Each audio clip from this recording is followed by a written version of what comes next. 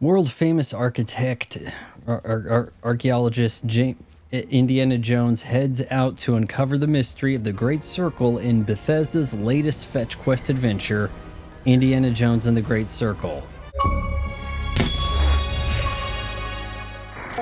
Before we get into it, I want to give a quick mention to my buddies over at EmmyEats.com. Their ramen noodles are packed with protein and fiber so that you can feel like a ninja. Use my promo code FRY, that's F-R-Y, to save $5 on your first order.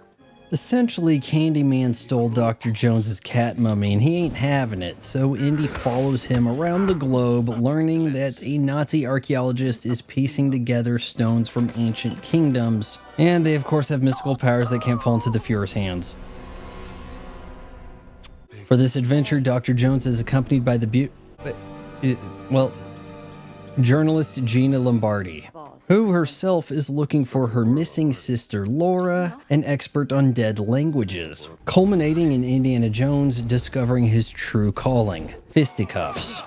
Yeah, touted as play Indiana Jones the way you want. I jumped in on the hardest available difficulty and swore off guns. And true to its word, unless you are in the cockpit of a plane, you don't have to shoot anybody. Indy is capable. He's not Lara Croft, but he can do things. It's not too outside of what Harrison Ford would do in a movie. And the whip handles like a dream. Shockingly enough, the Great Circle comes to the Xbox Series X 60 frames per second with ray tracing. And despite being a first-person title, there are several points where the camera will step back, becoming a third-person perspective as Indy swings and shimmies. I even found a glitch where the camera got stuck in third person, and I really feel like the game would have been better served from the third-person perspective, rather than non-committal switching back and forth. It's not the most beautiful game in the world, but it is shockingly well optimized for the console, though it has crashed a few times. Now, you might be mistaken to think that that is actually Harrison Ford providing the voice of Indiana Jones. Now, that's his likeness, but here's what they did. Okay, this is pretty sly move. So you know how that Uncharted with Nathan Drake, it's like that wants to be like Indiana Jones. They even had Harrison Ford come in there and kind of like give his blessing as an advisor. Well, Microsoft actually stole Sony's guy. That's Troy Baker as Harrison Ford as Indiana Jones. Nailing not just the voice, but he even has the grunts down. Jesus. That was close. This is a Bethesda game, and that means skill trees, and though I despise level progression of characters, Indiana Jones and the Great Circle rewards you for exploring, encouraging you to have a look around, which is title appropriate.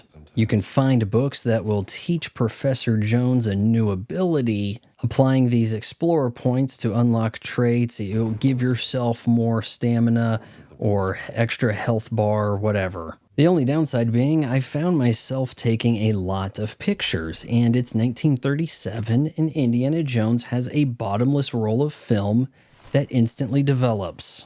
There are relics and notes to find. They're not out of the way, and they're actually outlined. I didn't have to look up any of the main puzzles, but there were some safes that had combinations that just weren't clear. But this game knows you are on the internet. Plenty to do in 3 large open areas set for exploration with fairly robust quests. Now, there were some concerns of wokeism when we saw some of the people working on this title, and of course their initiative to make Indiana Jones for modern audiences. Now, sure, others have not found anything woke in the game, but maybe you guys just have tuned this out at this point, but there's clearly a lesbian relationship between this woman who helps Indy and the missing Laura Lombardi. Hell, there's even a girl boss resistance leader who points out that Dr. Jones is a culture vulture. Nonetheless, I am enjoying Indiana Jones and the Great Circle quite a bit more than the average Xbox console exclusive to Game Pass.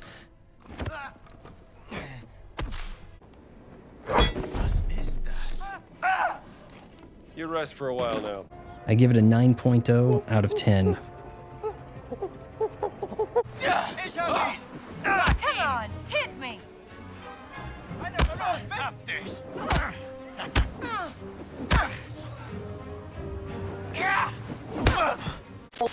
If you appreciate a YouTube channel that doesn't just pad out content to get to the 8-minute mark so that it can hammer you with ad breaks, then you should subscribe to my son's channel. You just got done watching it.